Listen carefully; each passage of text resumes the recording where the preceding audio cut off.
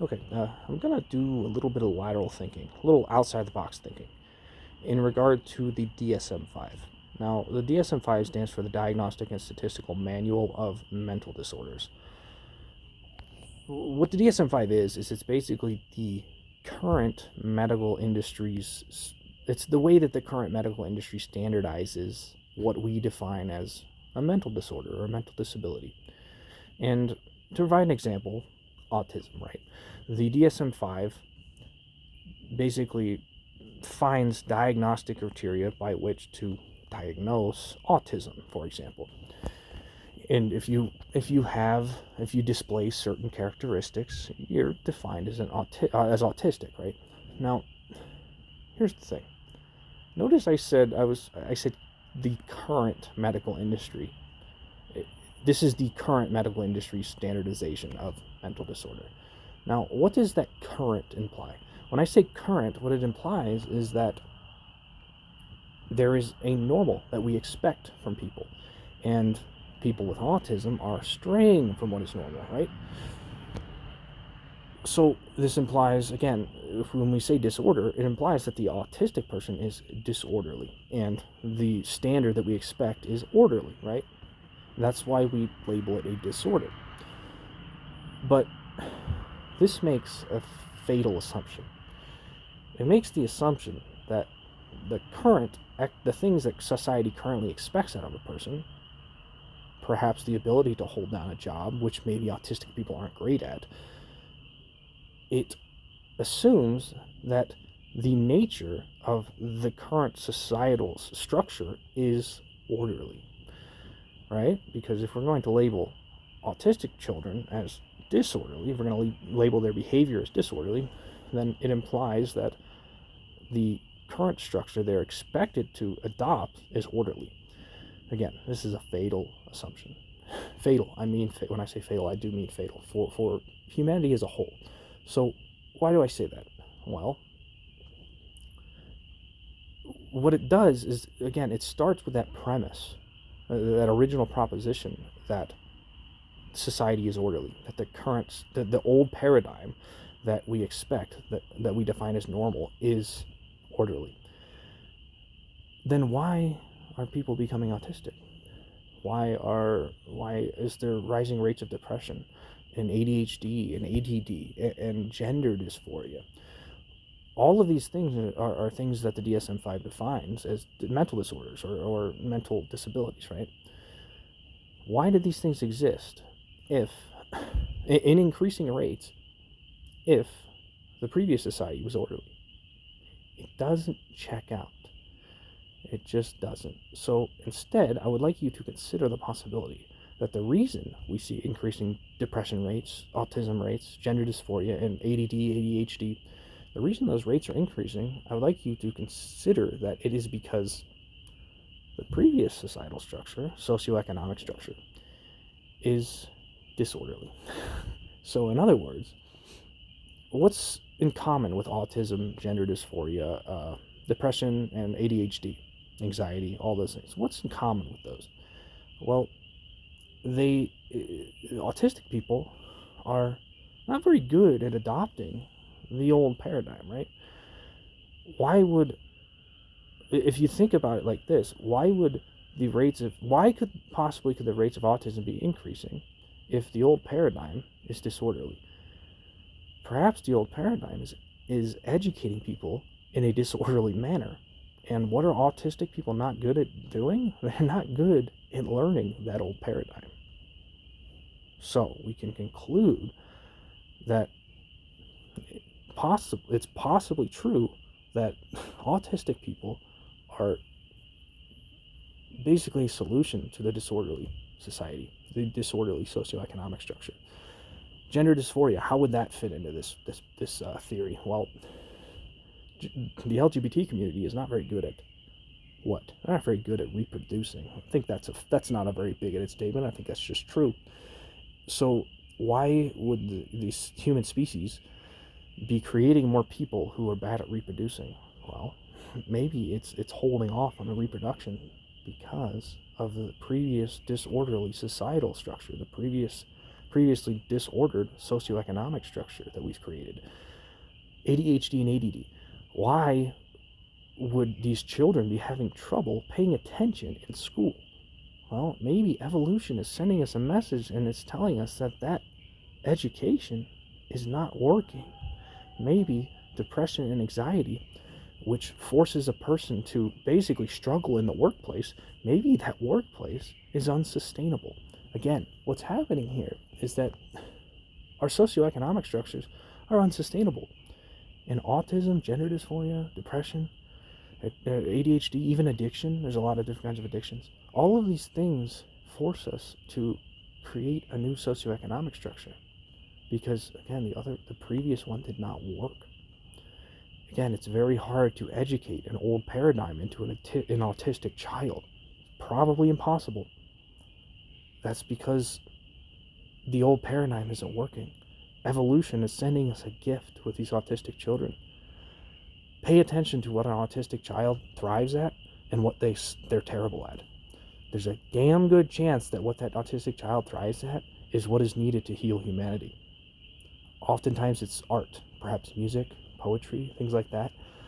Oftentimes they are engineering geniuses. Oftentimes they can see patterns that your everyday engineer educated in a university cannot even fathom, right? These autistic children are gifts to us. The gender dysphoria is basically a way to slow the reproduction rate when the socioeconomic structure is failing to create an economy that can sustain children. ADHD, ADD, again, you give these children Ritalin so they can pay attention to the old paradigm. Just keep hammering with that medication. We're treating the solution to the problem, and in doing so, we are hindering the solution to our problems. Addictions. Let's talk about addictions. So, lots of examples of addictions. You've got, drug addiction, food addiction that leads to obesity. You've got gambling addictions. These are all ways to just extract dopamine out of our time on this planet, right? They're ways to get short-term satisfaction with dopamine boosts. Because, why? Because the current socioeconomic structure is failing to give us those dopamine boosts. It's failing to give us the serotonin in our gut that is again being increasingly replaced with dopamine boosts. With proper serotonin production, you don't even need so much dopamine hits all the time. And if you have a healthy, diverse diet, you would know that because your gut produces 95% of the serotonin in your body. Serotonin and dopamine are kind of like, they have similar effects, but dopamine it's more of a short-term hit, right? It's almost like it's the last frontier before people go crazy. So you smoke a little weed, you drink a little alcohol, you eat that sugary food, and you get a little dopamine rush so you don't go insane. If we were eating the right food, if we weren't all struggling because the economy's failing us, then maybe we wouldn't need all these dopamine hits, these addictions, right? Again, these are all things that the DSM-V defines as disorders or disabilities, and they're not that. And in 10 years, it'll become increasingly clear that these disabilities and disorders are not disabilities and disorders. They are solutions to a previously disorderly societal structure. Now, another example that is not necessarily defined in the DSM-5, but it's a phenomenon that's occurring, is that this influencer culture is growing, right? I mean, I could consider myself an influencer. Now, I'm not nearly on the scale that those TikTok influencers are, right? My content's too long form to be successful in that paradigm. But the bottom line is that these influencers are basically educators, right? They are educating particularly young children with a new paradigm. And that new paradigm is increasingly in conflict with the old paradigm. And that is why mainstream media is dying. That is why the young people in our society are leaving mainstream media behind. We are witnessing, in many ways, again, via autism, gender dysphoria, depression, anxiety, ADHD, ADD, and these addictions, and influencer culture. We are witnessing the death of an old paradigm. And the people who benefited from that old paradigm What are they doing? Well, they're getting scared, right? They are latching onto it as hard as they can. They are censoring. The Senate is trying to ban TikTok. Why? Because they don't understand the new paradigm, and they're in fact afraid of it, and they can't accept it. That old paradigm only benefited a few people, and increasingly it benefited fewer and fewer people. That's why the wealth inequality is rising. That's why we are trying to find a new paradigm. And autism, again, the ADHD, autism, depression, gender dysphoria, that is an evolutionary gift to us to find that new paradigm. And it's going to happen one way or another. If you are pushing against it, you're going to lose. Evolution wins every time. And it's like you're basically going to be the old tree in the forest that's dying because you refuse to learn how to accept the new micronutrients. You have to evolve. People like to say that humans don't evolve anymore. That's not true at all. The evolution is just much more mental. It's much more in a mental space than it is in a physical. If you don't accept the new paradigms, you're going to be left behind, and you're going to suffer because of it. And my only hope is that you don't push that suffering on other people. My only hope is that the people holding on, grasping on to that old socioeconomic structure, my only hope is that they don't lash out at the people trying to create a new one, because that is bad for everyone. Again, the autistic children in general, it's kind of beautiful because these children, like, their parents are going to love them no matter what, right?